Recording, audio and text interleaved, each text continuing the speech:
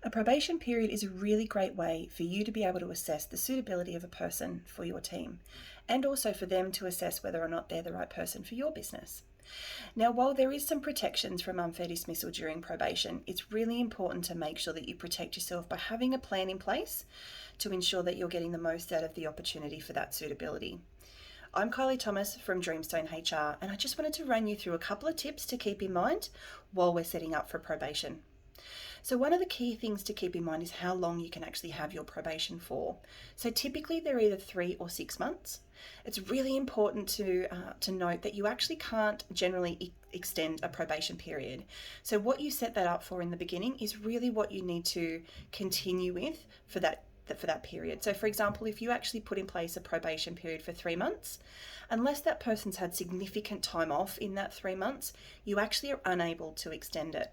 So it's really important and a great idea to maximize that opportunity to get the most out of that time, to put it at a 6-month period. And that's pretty typical for most workplaces these days.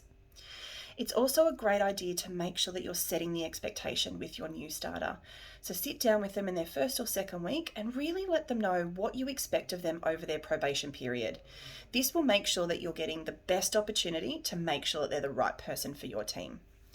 Now, sometimes that doesn't work out and sometimes they aren't the right person for your team.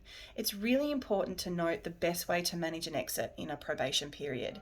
So as I mentioned, you are protected from some unfair dismissal rules when you are terminating somebody in probation, but something that's really important is you're not protected from unlawful termination.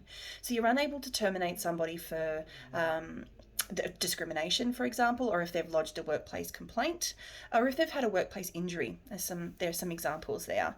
So it's really important to not confuse the situation by making sure that you've set those expectations with the individual up front.